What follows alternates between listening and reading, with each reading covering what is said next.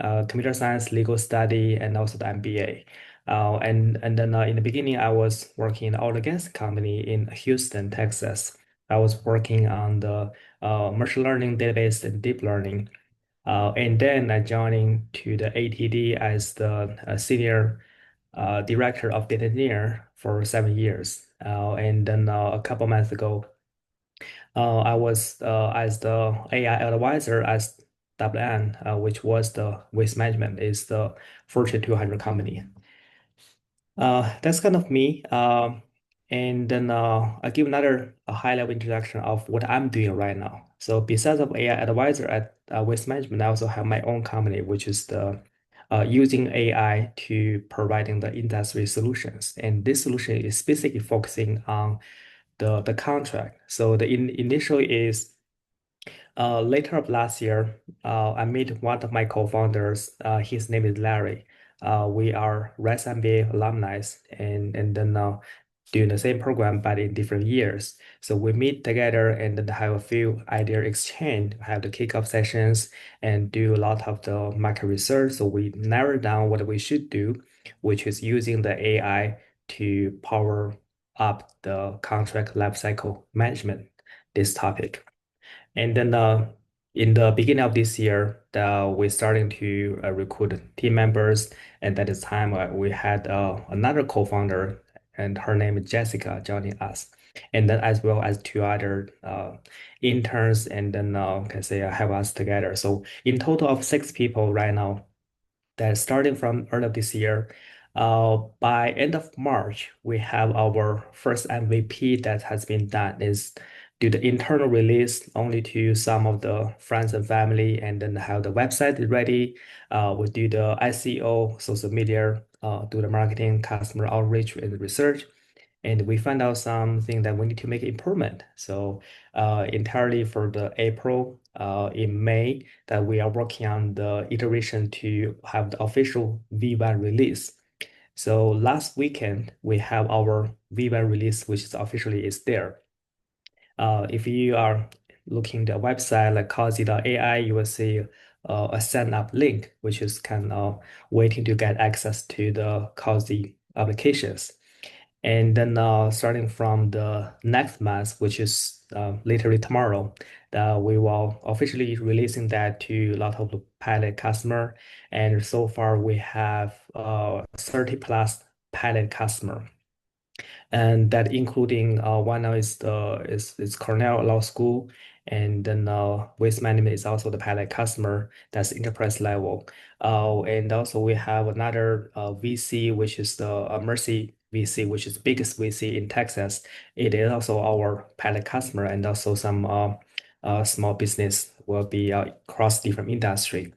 And then the goal for next month, which is to do the market fit validation to see what we should go and how we should uh, focusing on the development on the next step. And the problem that we are trying to solve is very simple. So the contract management is used to be a dedicated team that is focusing to, oh, I received the contract, I process that to make a records of what they are and how much is charged, and also what is the exactly next step for storing the information for that is yes, there are some traditional software is there, but number one is very costly. So it's easy to, for example, if you're using Congo or like a DocuSign or the enterprise level, it will pay 25,000 per year that easily with a limited seat. And also it's require a lot of manual work. You have a dedicated team to using that software to start doing that. But our solution is thanks for the AI, especially the LLM language. The large language model can do a lot of things, automation plus the AI agent. So we have is AI first, native infrastructures. You can think about that is after you sign a contract, after DocuSign, what you should do that we can take care of that is the data storage contract repository plus analysis with the AI agent, and then with Notion style, very beautiful, easy to use dashboard framework, and have beautiful tables. Then AI in the backend will extract everything that you need to extract before in manually way. So you're just uploading a bunch of contract, then all the analysis happen in parallel and they show you directly with the details, party A, party B, auto renewal date, what is price, what is contract name, and also give you auto summarize of what is contract, including in that. It is doesn't matter which industry, doesn't matter what kind of contract, could be the MSA, NDAs, and whatever purchase order contract, then our platform can handle all of them. It's just right there. So, uh, but today is not focusing what I do, is focusing to what AI can do for us, for the industry. So let me stop here for the company-wise and jump into the next sessions, which is next session I would say is why in this today's sessions that AI can change a lot of things. So when I first saw this paper 2 months ago, well, less than 2 months ago, is an academic paper that was published as the large language model passed the Turing test. So for anyone that does not know what that means, let me put a few explanations for that. So Turing test is in the domain of computer science. So it's used methodology to test how machine can be like a human. So the testing for that is there are two group of testings. One is the human to respond to questions that people ask. The other is to like a human. And then there are two group people to test. They randomly answer the questions, one by machine, one by human, and then the two group people to decide, oh, to decide, do you think this is answer or this conversation is coming by is answered by the machine, or do you think it's answered by the human? And then if the human can deliver, sorry, if the machine can deliver the similar level of human, which is can cheat by the who is testing that, you think, oh, this is actually a machine, but you think it's a human, then it meaning the pass the Turing test. So it never happened before, and this is the I would say a milestone for the large language model. In this case, you can think that is using the ChatGPT, using the LLM, as the like other large language model do the test, which is tell us is now the time change is the machines really do a somehow a good job, which is people might think, well, is the machine going to replace me? Well, in some degree, yes, but in some degree, it's no. But my point for this session for today, I have been working in the AI industry since the even before the ChatGPT has is beginning with the predictive AI data scientist industry, so more than 10 years. And then plus my experience in like working on an AI startup. So long story short, I can tell you two things. So number one, AI is still a tool. It won't replace any human eventually, but it will reduce the waste, reduce the cost.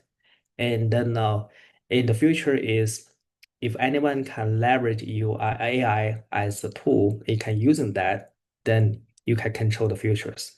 And then follow of my slides will share with you why it is and how you can do that.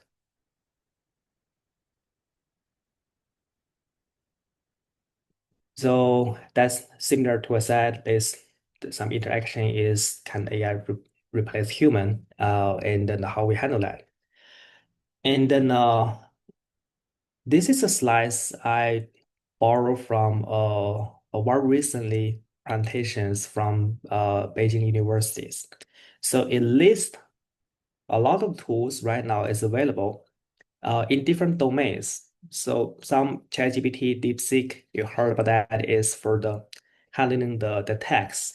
Some AI tool is for the image, some for digital human, some for AI programming, some like audio, video, and then a lot of other things. So like there are hundreds of tools is there.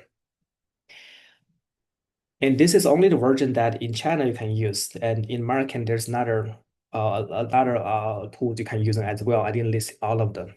but just show you that there are different domains, there are different tools is available, which is all powered by AI. But for today, I've only deep dive for one tool, which is DeepSeek. I can show you some demo of what DeepSeek can do, what DeepSeek can push the level of the abilities what AI can do. So first of all, what is DeepSeek? DeepSeek similar to ChatGPT, but difference of DeepSeek is open source, is cheaper, and it is also very competitive compared with ChatGPT and LLama other large language model. And the reason that DeepSeek was very famous beginning of this year, because the training time is less, the cost of training the model is lower, plus it open source. And open source meaning is everyone, individual companies, you can using that for free. That's the core of the software development in the past. And the DeepSeek giving an pass all other companies, they don't want to spend money or they don't have enough money, they don't have enough time to training their own model, but can still do the trainings on top of DeepSeek. So that is a meaningful thing for that. And compare with another open source, DeepSeek is cheaper. So that's why today I only dive into DeepSeek because that's so far is very reputational famous one. And the DeepSeek can have a lot of different use case. So for example, this is an example of how you leverage DeepSeek, even you do not know how to code, but you can creating your own website. I mean, this is not to using like a GoDaddy or WordPress to drag and drop to do a website, which is this is to let DeepSeek to create a website by he is writing, I mean, DeepSeek is writing the code for you, and you just copy paste the code and open as a website, and here it is. And then the way you do that is you just give the prompts to tell what website you want, give the details, give the focusing, and then just describe what you need. And then DeepSeek in the backend, they will think, they will analysis, they will generate the code, and they will output the code for you. That's how AI could do. So similar ability that ChatGPT can do that as well, which is it's not only as a toy that you're just talking to them, asking questions and give you answer. No, it can do way more than that. For example, creating website by meeting your need. Next example, UI design. Well, this example of using DeepSeek V3 to creating a cell phone app. So in this case is, well, you want a app which is help for you sleep, white noise app, and then defining what is the size of the cell phone and what is the button of that and what is color for that and what is the styling that you want. Tell them and DeepSeek can creating a UI for you. So UI designer, another role of DeepSeek can do. Third one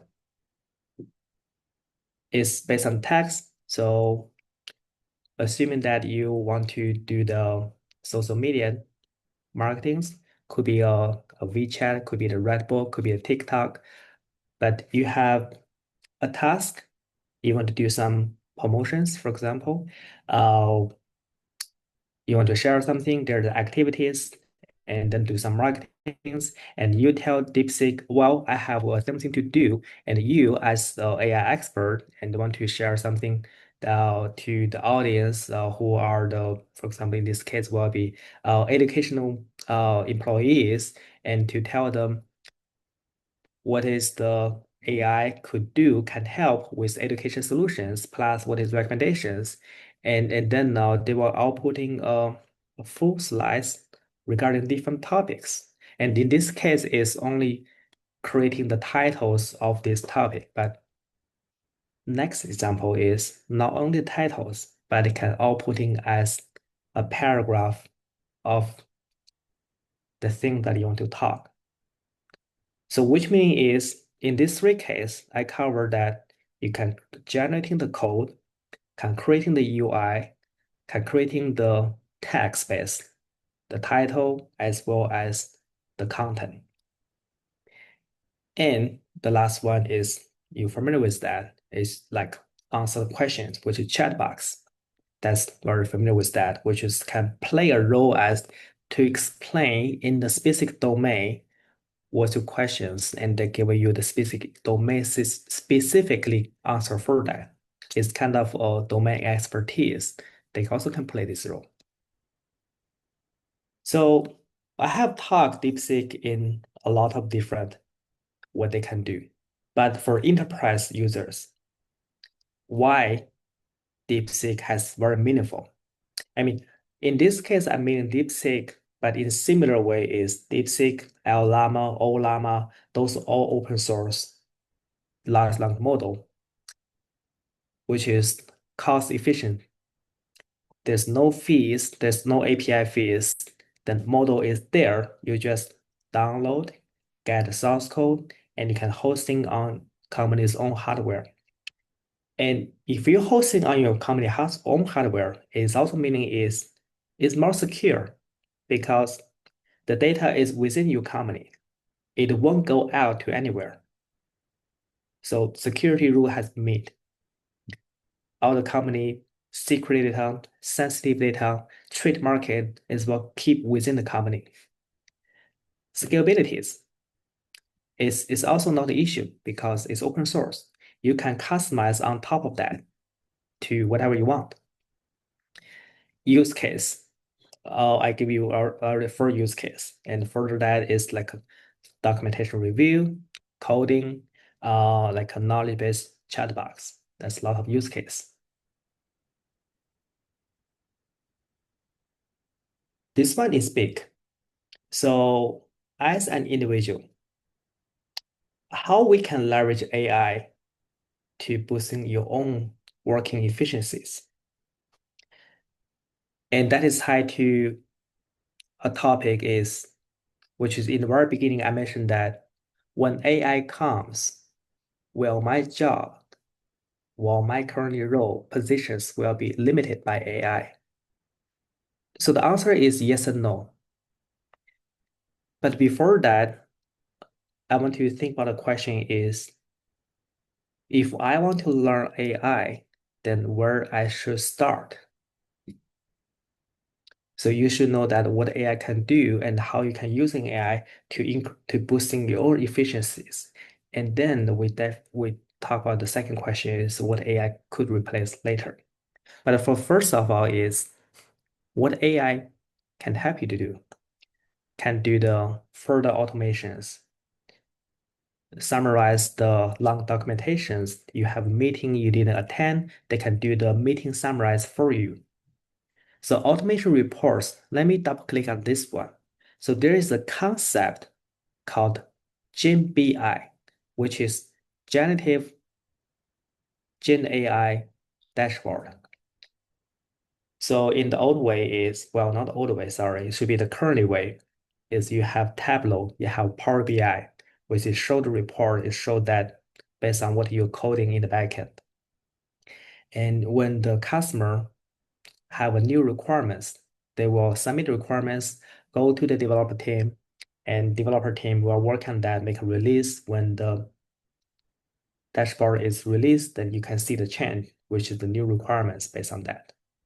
But with AI powered, imagine that it is possible that the business users just talking to a chat box style like AI applications. So, oh, I need show me a dashboard to tell me what is total sales for a zip code or what is that for your company. Then AI in the backend, they were using AI agent to query the database, building a dashboard, creating the code on the fly, and in the next a few seconds, it will show you a new built dashboard, which is freshly built. It's all built by AI and with the data with a pull from database to show you that. I mean, it's doable. I already see some industry use case is doing that. That was the idea was introduced 2 years ago by Google. And now there are already some use case. So that is the future. That is a possibility AI could do as the dashboard. AI Copilot too. You see that a lot in the Microsoft. The Copilot is there. Whatever you open the PowerPoint or the documentations, the Word, they all have a small icon to set. It's there. It can help you to the better writings, writing email, writing documentation. They can do that for you. Personal tools to speed up time, and like I mentioned that like meeting notes summarize and the email draft assistant, the personal productivities, and then that's all the things which is AI could do. So this is also a page I borrowed from the Beijing University. Is if you want to pick your own AI tool, what you should do. So follow these steps. I know it's a lot. Don't worry about that. I can share my slides later. Uh, and then the first step is understanding what you want to do as the first step, the core task. And second is strategically to split tasks in different steps. And then quantify what is the constraint and limitations. And then finally, we'll put together with other tools.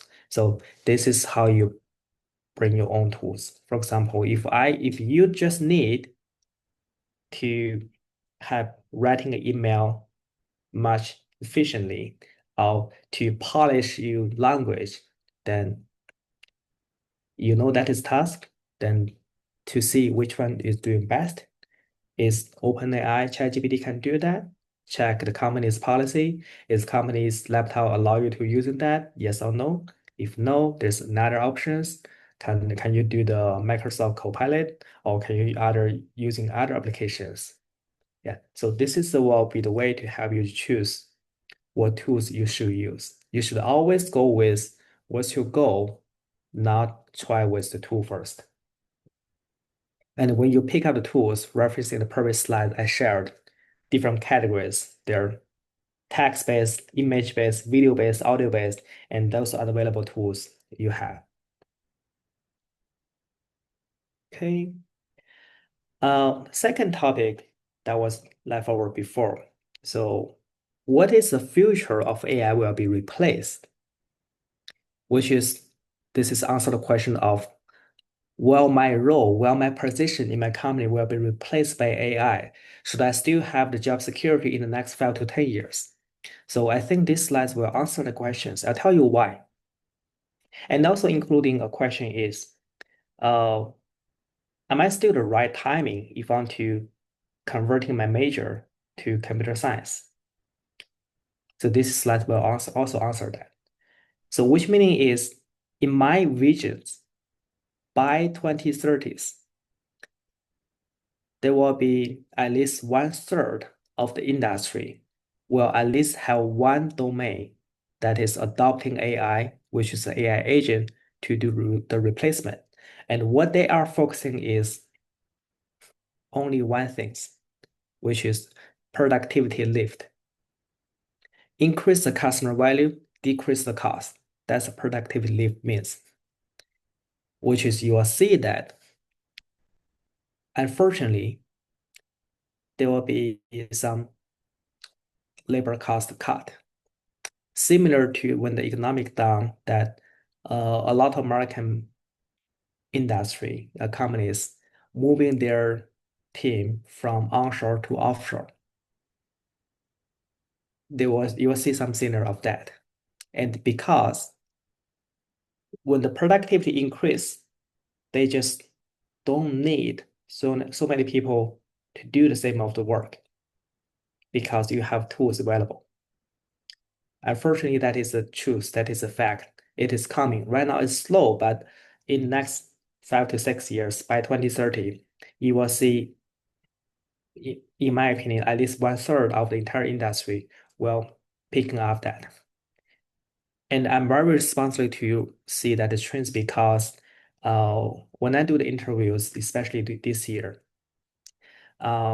I cannot share the names, but a lot of the companies, which is you never imagine their industry, they are looking for to creating the roles for the executive AI roles.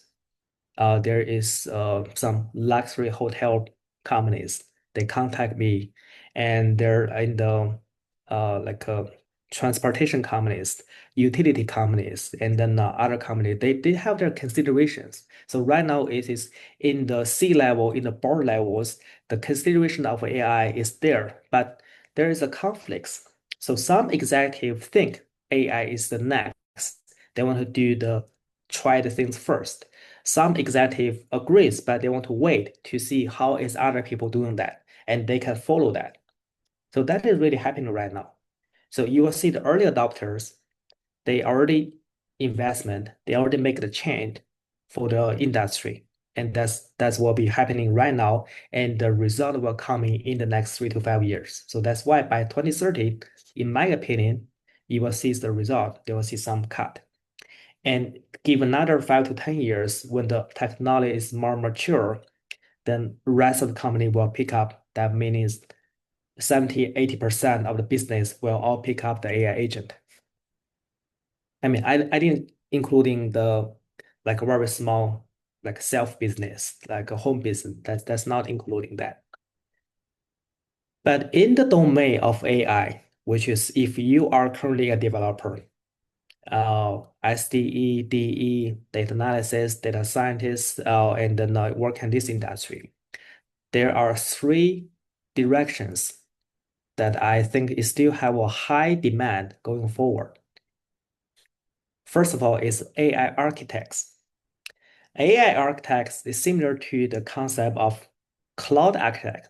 So when our company go to cloud, then there's new role called cloud architect. They will design the architecture, how you using the tools, applications on the cloud, similar to AI.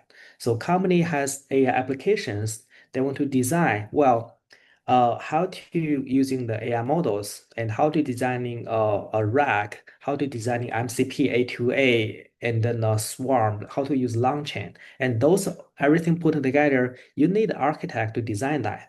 Follow the architect, there will be AI engineer, which is do the implementations of AI applications. So first category is focusing on the technologies, which is could be the case of the currently SDE, data engineer, full stack engineer. They can adding the knowledge to learn AI and then can become an AI architect or AI engineers, which design the AI applications for the companies. Second categories, the high level software engineers. That's meaning is that will be the senior or staff level of engineers. Then they are currently right now is could be the expertise in the specific domains. So they know at least two or three the specific knowledge very deeply. They are the top tier level. Give an example, Oracle database. So Oracle database is used to be very popular, very familiar, like 20, maybe 15 years ago. And there are a lot of certification there, and then every company is using an Oracle database. But now the Oracle database is still there, but it's not that popular. But still have company using that. And then when there's some issues with Oracle database, then it's always some super deep challenge. Then they will need the smart people, the most experienced people who is know Oracle very well to solve the problem. So that's expertise levels. Same as that. So as currently SDE, if you have already reached into the expertise level for two or three, the specific domains, then AI won't replace you. Because AI right now, they do the coding, they do the architecture, they can do the 90% or 80%. But as a human, who can deliver the last 10%, then that's expertise. So that still won't be have any risk when the AI comes because that's not so many people can have that. So keep pushing the depths of knowledge. Last one, the automation engineers. Automation engineer, what I meaning for that is after the AI engineers, after the AI architect design the AI applications, then they still need some engineer to maintain the automations, which is need to know how to using the ChatGPT smartly, how to using the AI applications more smartly, which is they will be the new categories, which is doesn't matter you know the coding or not. You could be learning, for example, biotechnology right now. You're learning the accounting right now, but you want to converting learn computer science, learn AI, then automation engineer is the direction you can go. Learn how to using what I mentioned that personally this page, a lot of AI tools, right? And if you are an expert of how to using this tool, then in the company you can become an automation engineers, which is company hiring you for using the AI tools more efficiently. Yeah. So this is will be the three categories of that. Uh, so I remember that you still may challenge me is I still answer the question of if I want to transfer to the domain of AI or SDE right now, is too late or still okay? Uh, I would say if you need a job right now and want to transfer to SDE, it's still okay because the SDE was still there. It just will be more competitive going forward by in the next few years. And then, but if you want to invest something going forward, then learn AI using the like cursor, Copilot when you do the coding part, then that will be still okay. And then if you have no knowledge of coding, then it depends how you're interested in that. If for you, learning Python is very easy, no harm to learning that because the majority of the market right now in this year and next year, they're still needing Python developer to do the codings. But if you say, oh, I just don't like coding, I don't think I have talent to do the learning coding, that's okay. There are a lot of no coder tools, which is AI based. It can still help you to write the code. Then that is the automation engineers. I have seen a lot of case that some like a non-coder, non-programmer, the background is business, and they leveraging AI tools to building the entire front end, middleware, and back end just by AI, and do that in the just a whole weekend. It's possible. So AI is a good thing because it's saving a lot of the time with developing the new things. But it's also a negative thing, which is they lower the entry barriers for other major to learn AI, which is can deliver the similar level of code as the junior developers. So there's good thing and bad things. Uh, Let me pause here. I know I'm right on time regarding the 35 minutes mark. So I will leave the rest of time for questions and answers. Thank you, Austin. That's very helpful. And yeah, a lot of contents there. Emma, I will leave to you. I think maybe just do a quick introduction on yourself. I know we kind of missed that in the very beginning, and maybe Chui on the stage quickly, and then we can do some Q&A session. Yeah, thank you so much, Austin. That was a wonderful talk on AI, use of AI for personal, for your job, for enterprise, as well as some really great suggestions for all of us here on their career paths. Thank you very much. My name is Emma, and I am a board member of CYPN. As I have just put the chat there, everybody, if you have any questions, feel free to put it in the chat or raise your hand, and we can start our discussion. So yeah, I actually have a few quick follow-up questions because that was really good content, Austin.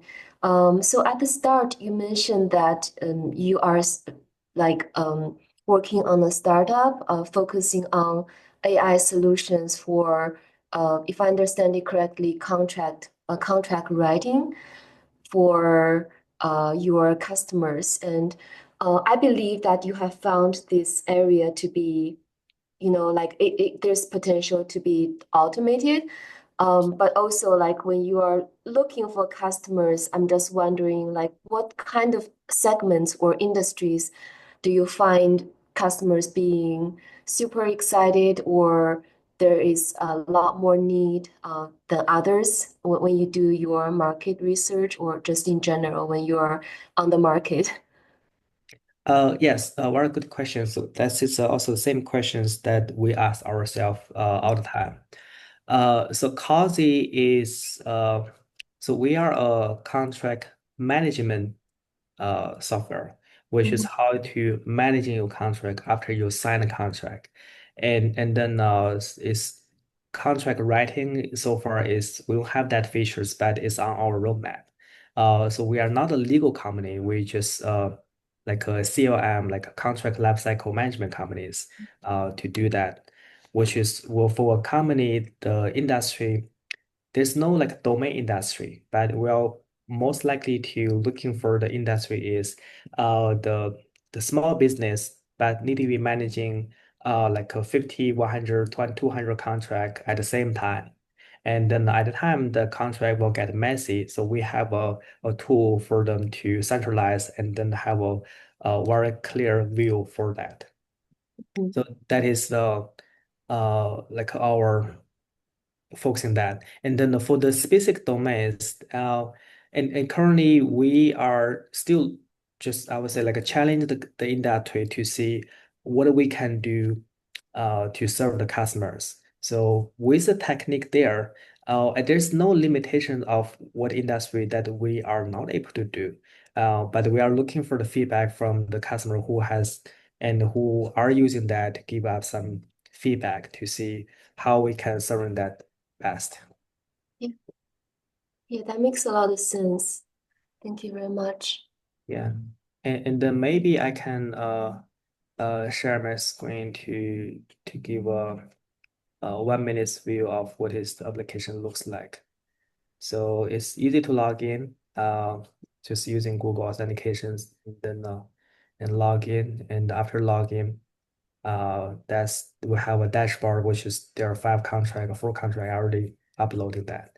So all the key fields, which is contract names, and then all the fields parameters, they are extracted by AI automatically, and you can show uh, the column is there.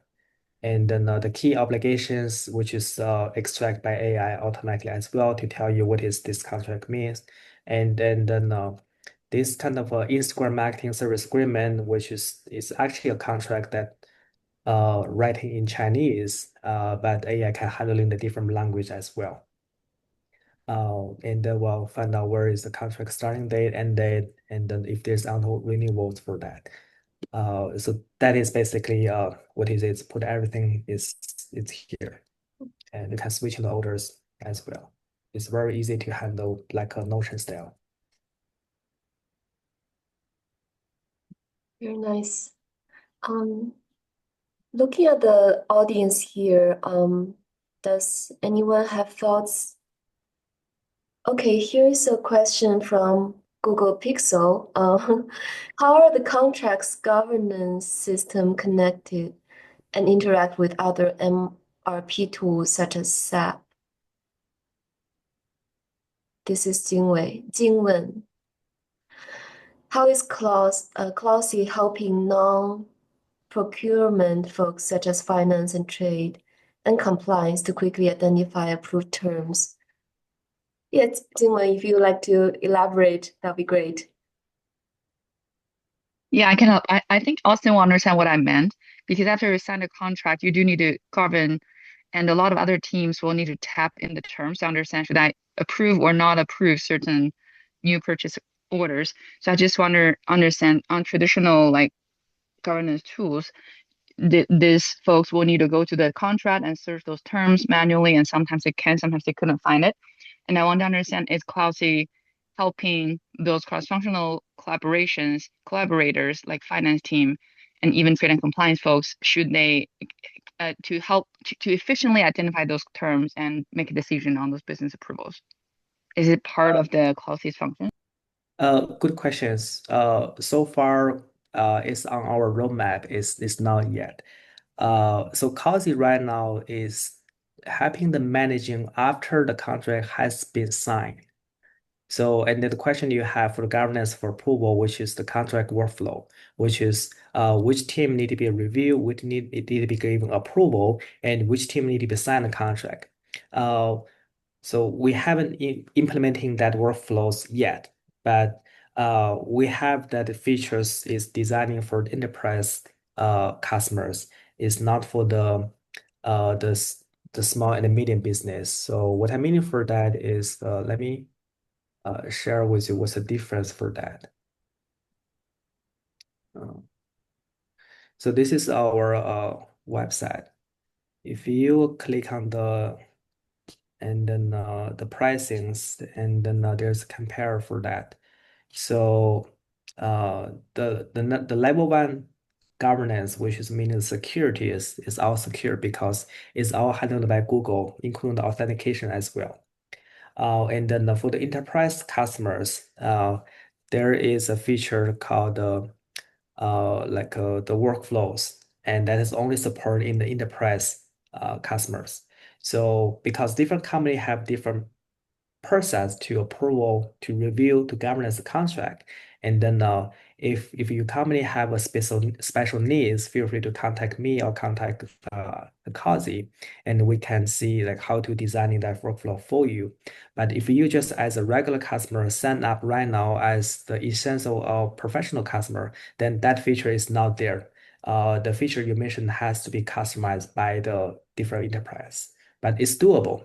It just not including in the standard tiers. Is that answer your question?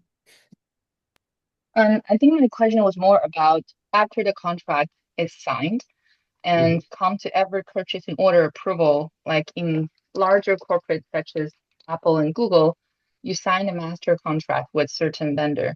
And after that, for about 5 to 10 years effective period, tons of orders will be approved by finance team. Hitting certain approval level, those more senior executives won't have the time to fully understand what contract has I been see. signed, but they have to understand, okay, is this part of the contract? We have some term that's governing. For example, I signed a contract with Cloudzy for contract management, but can I also use Cloudzy for contract creation? So I think those scope of work and statement of work sometimes can be really tricky for them. So more like a keyword search to help them identify the key agreements. I Hope see. that's clarifying.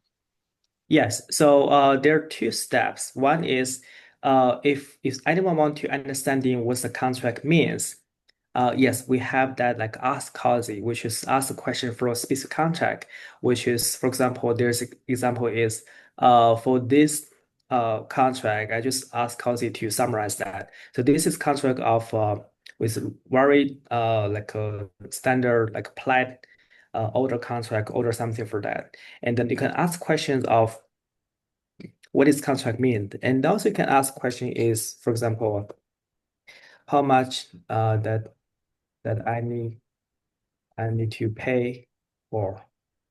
Uh, just ask questions, give a few seconds, and then let the AI to think, and it will tell you how much you need to pay for that.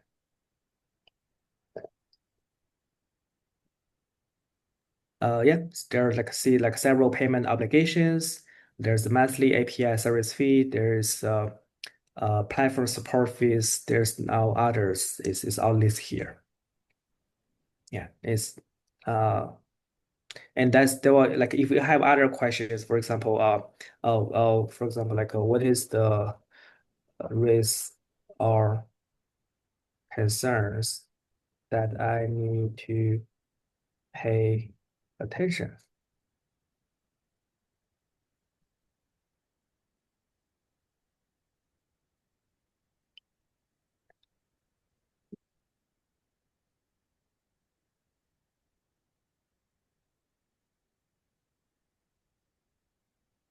Yeah, is listed like first, uh, there were like very strict usage restrictions on the service.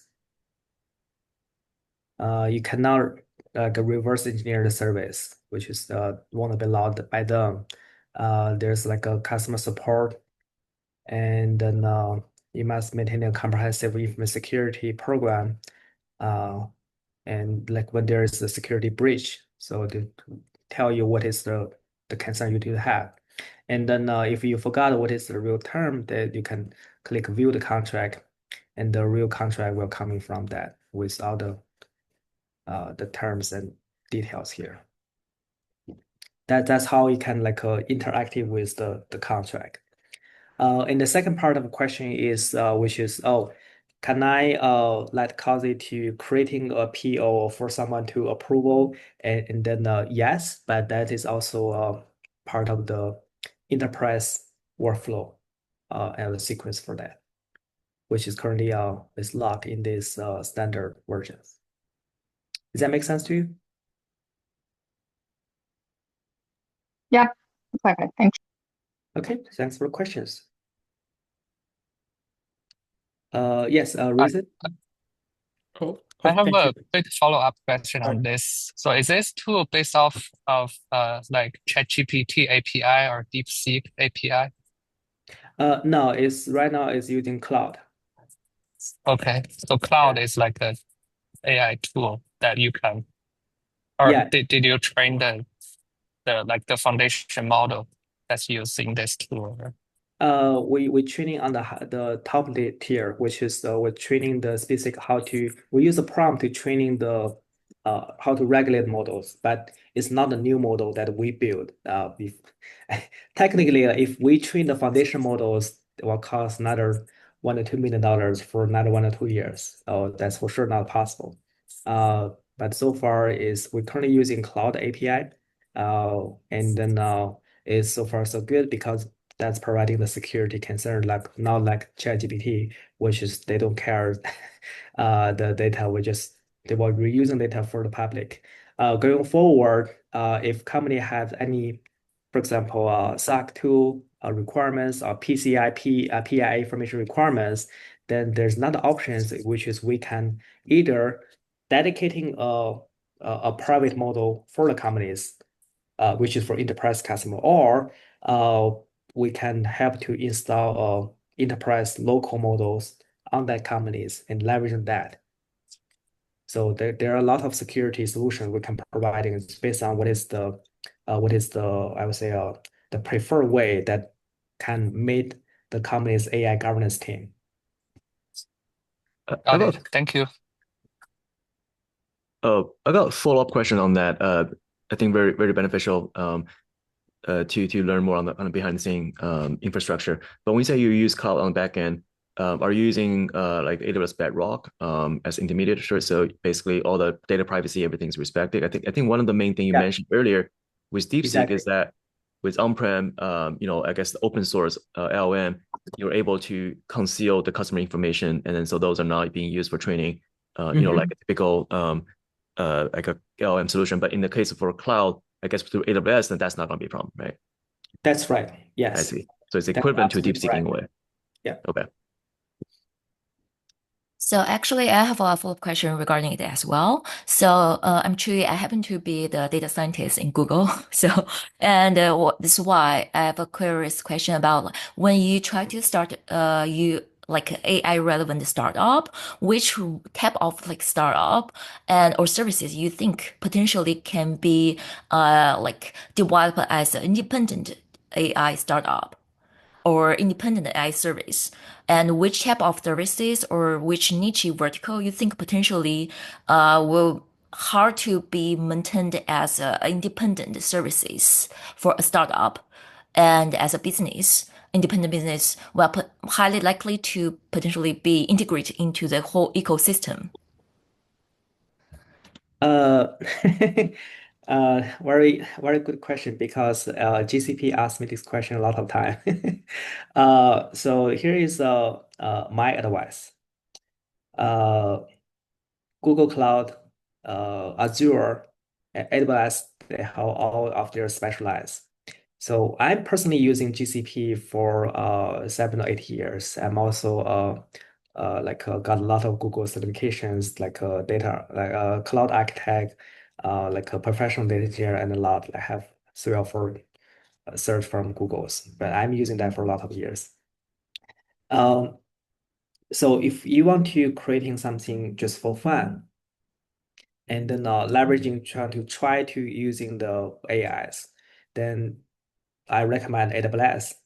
And the reason for that is there are a lot of resource, and when you does not have a specific strong need of a specific applications, AWS can providing a lot of things. It's just there, and you can play around, and because it's all available, open source, closed source is out there. It's very easy.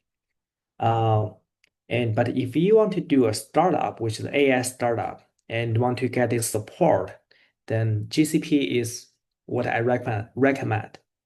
And the reason for that is I just got a little funding from Google, which is Google didn't require any equities from my company. They just supporting that me kind of for free, give me some credit to use on Google to supporting the startup business.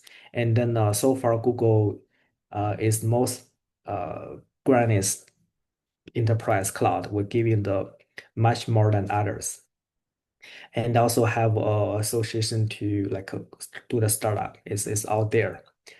If you're choosing the Microsoft Azure, then meaning is your startup is pretty much focusing on the B2B solutions. You want to leverage what Microsoft connections with this big enterprise, which is building something on top of Azure.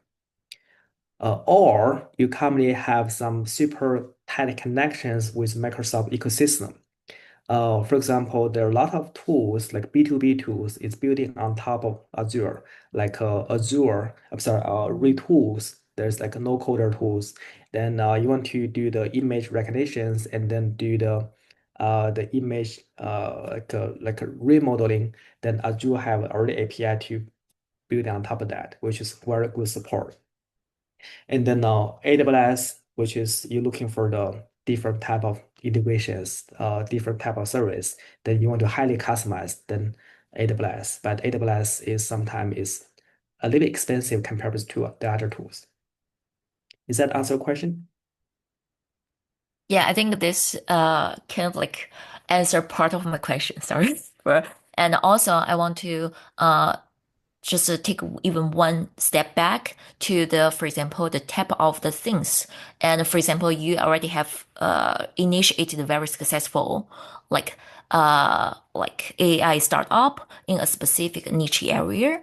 And when someone who also want to, for example, start their own startup in like in AI, and which kind of roles or criteria you think potentially can help them to identify whether these areas would be a good area or promising area for them to have a long-term business, especially when coming to the AI application, right? So, and which potentially can be a long-term, will have a like a long-term development or long-term like thriving time for them to keep working on the startup in this specific area, well, which some of the features or areas potentially will be easily included into the like platform such as AWS, Azure, or Google Cloud. Yeah.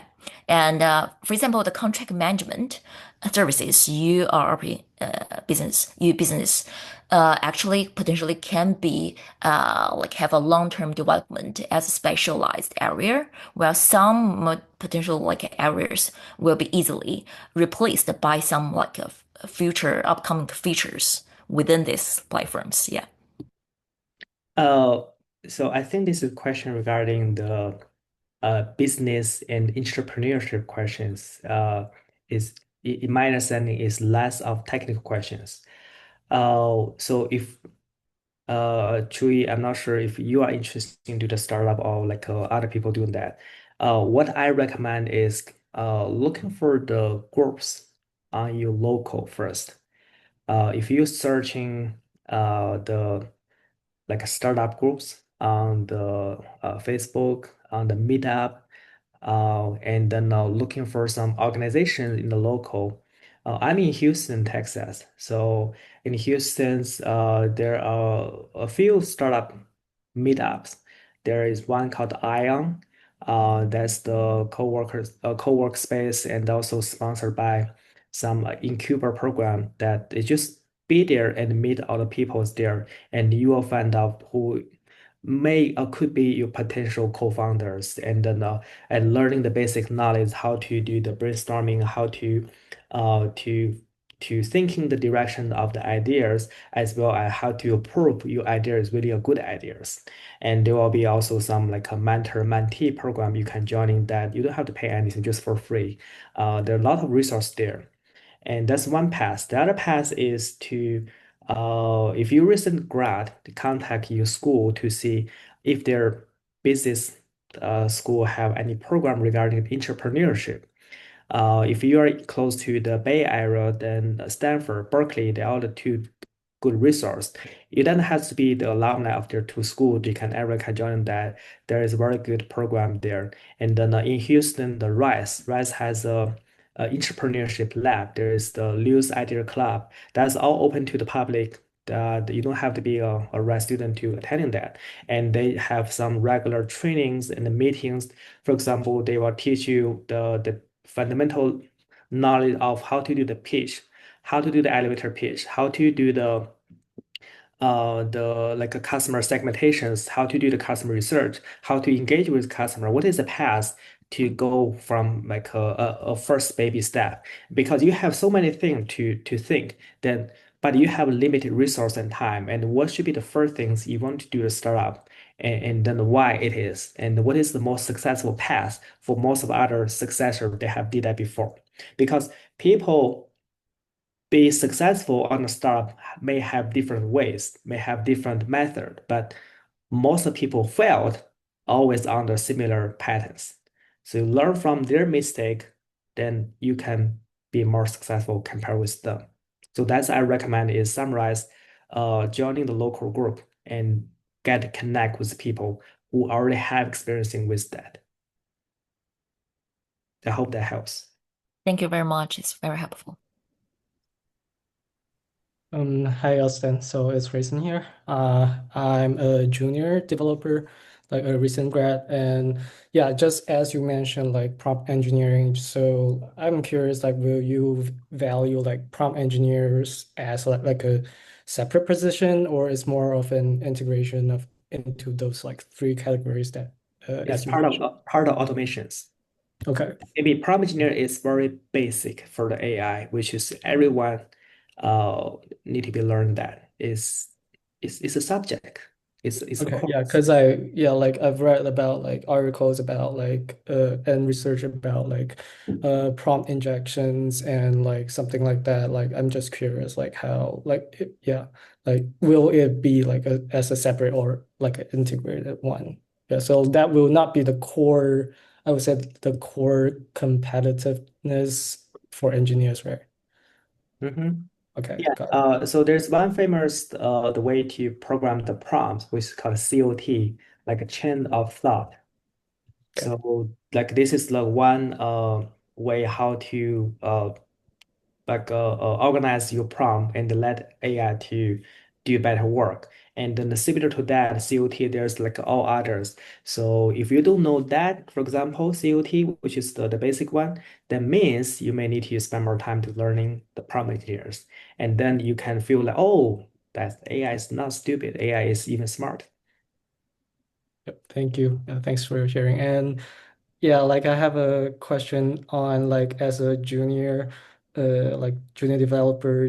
So do you recommend like are there any resources that you recommend, like books, roadmaps, or projects that I can like learn by example or yeah, like to build my like future career into this field?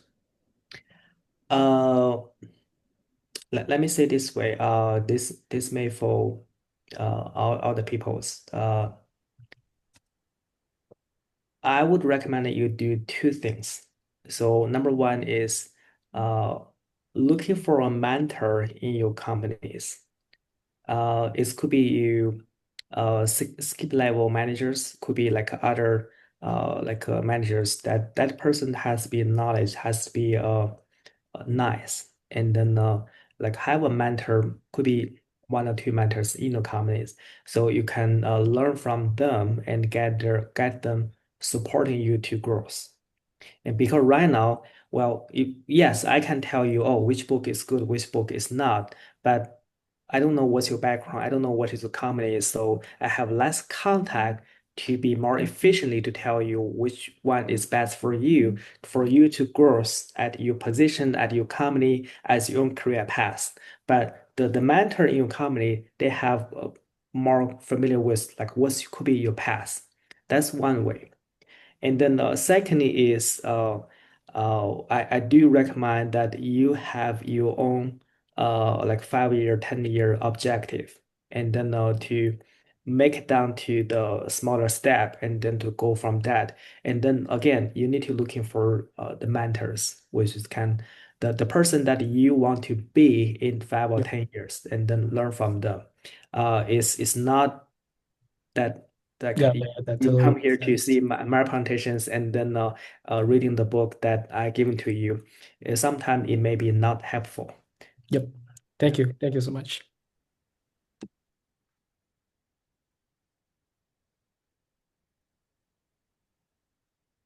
Any questions from the audience?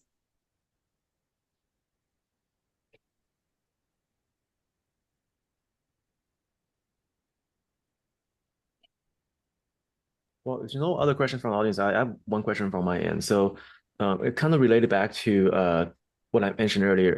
I guess the topic here is really open source and its advantage over some of the more about cloud SaaS AI solutions out there, like the Grok, ChatGPT, and Claude, etc. So um, I think some of the cloud providers or the SaaS solution providers, especially AWS, I think Google is following lead with that. Is there's ways to prevent hallucinations using provided tools to detect false claims or false inferences results. Kind of like the setting up a guardrail automatically from the AWS. Now, using DeepSeek or any kind of open source solution, I remember reading articles and also from personal experience that it's very likely to hallucinate with DeepSeek, even with one of the larger 571 billion models. And so, or I think QN and other places, or GLM and then LM or Llama is having a similar issue as well. I think DeepSeek is a little bit more extreme on the amount, or I guess extent of hallucinations. We're coming up with inaccurate results. So how do you go about that when it comes to using DeepSeek as your primary I guess inference engine, especially compared to some other guardrails that's already set up by the enterprise? Very good and very technical questions. I guess you must have like do some tests or maybe some like work in your work.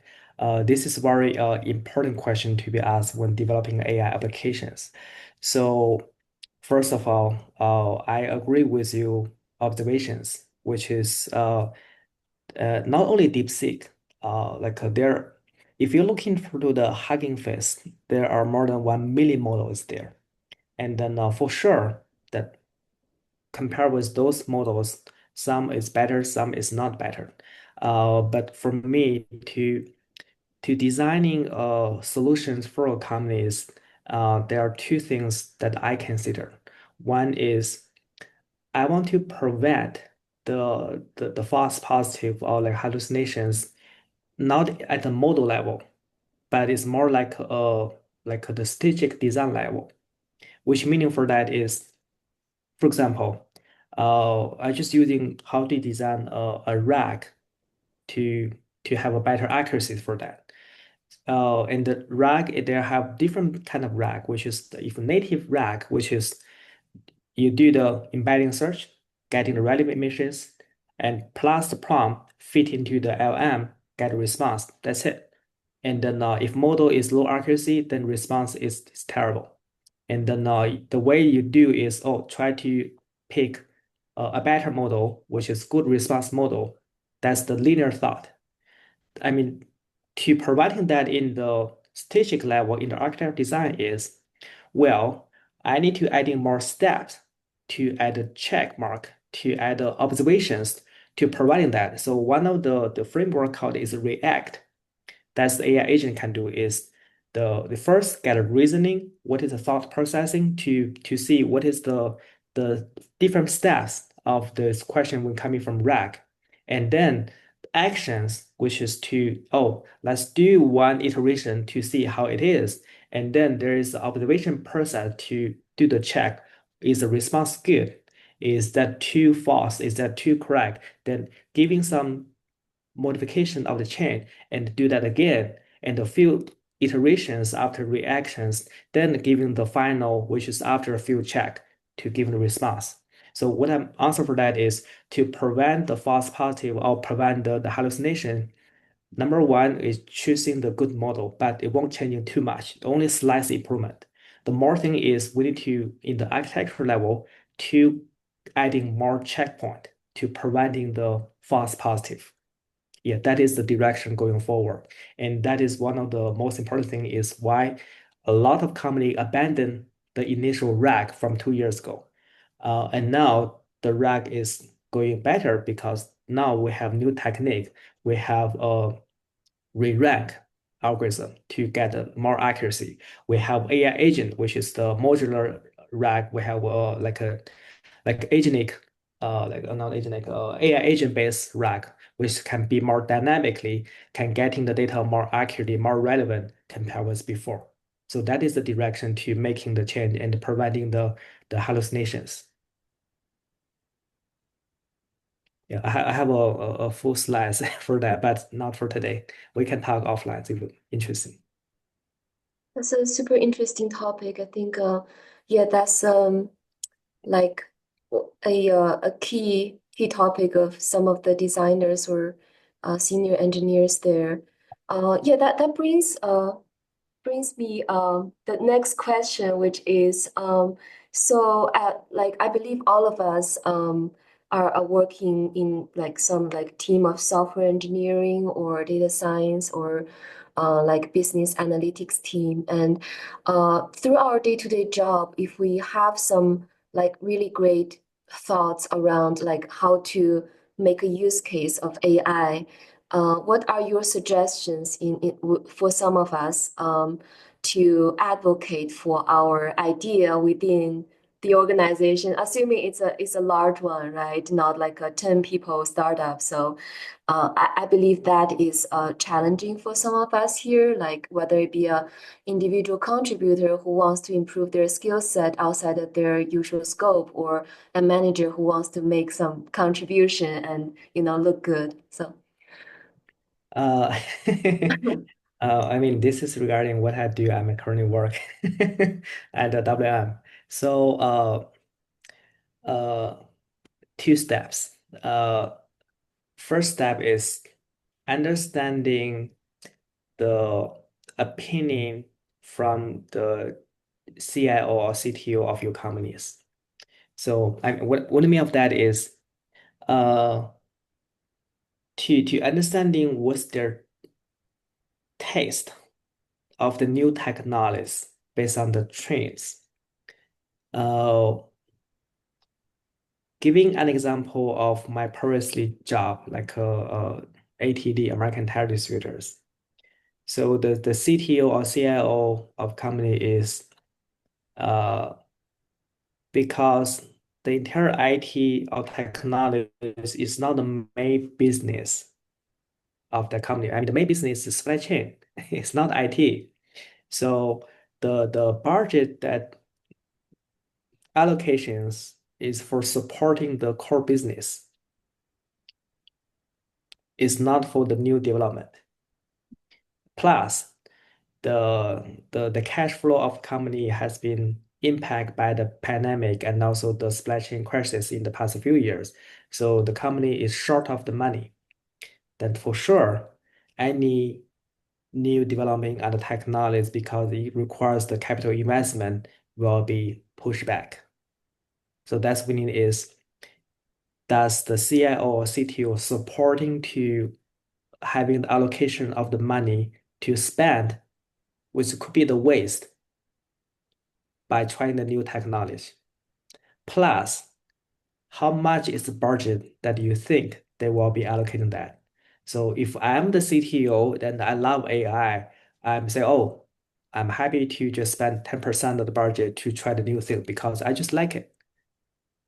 Right? And then if I'm the person that I don't want to waste the money. I don't believe AI. I think that is terrible. Then I would rather to spending that 10% money to give it to SAP, which is I already trust them. Right. It depends on what's the directions that the top level want to drive in the business. That's one thing. And then based on that, it give you the direction is how possible, how quickly, and how much that at the middle managers, which is senior manager, director level, or VP level, that can apply for the project to get something to try.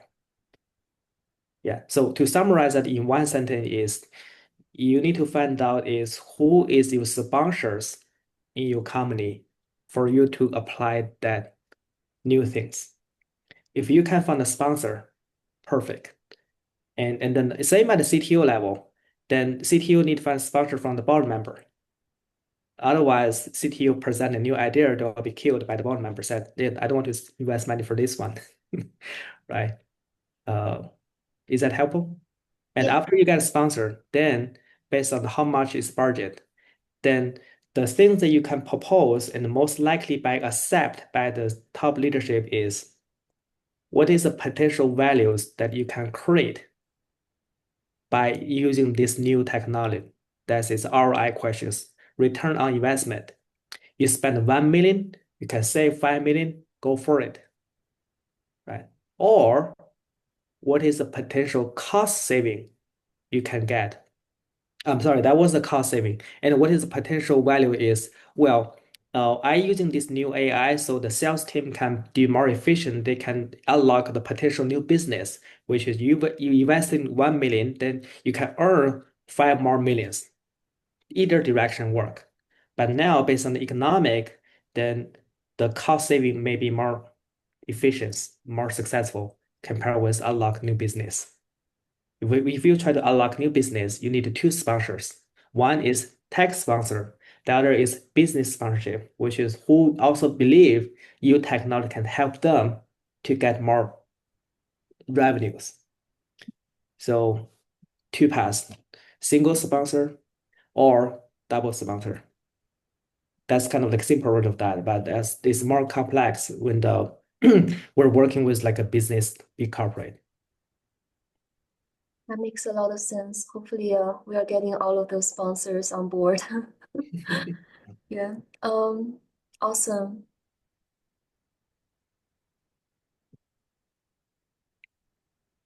Anything else from the group? Just curious if a lot of us are working on some interesting AI projects, and you may have some questions around like how to improve it, how to prove your value. What's the use case? I believe a lot of companies these days are still like experimenting with POCs and use cases. Yeah, the use case, for example, two typical use case in the companies. One is the called enterprise, uh, like AI brain, which meaning is there are always some like a legacy documentations, legacy code, and then it has been sit there for years. Nobody really understand because the original developer has already resigned. And then and like people are too busy and then don't have ability or don't have resource to changing that code. And then the decision is okay, how can I understand that? Well, AI can understand that, that's why company building a rack for that. And second is the more automations. So QA test, QE test, and then that can be automation as well. So you can use AI to generating those like QA, QC, QE test case for that. It's both the front and the back end. And you don't have to manually inserting, oh, make sure this is not equal to 0, this is not equal to 1, something like that. And the AI can create the test case for you. So that's a lot of automations that company are thinking in the different directions. And then I do know, I cannot share the name, but I do know a big brand hotel, which is just did AI automations last year in market. That's awesome. Yeah, those two are valuable use cases for sure. Yeah, and there are like I believe a lot to do in each person's field to find somewhere to automate things using AI tools. Yeah.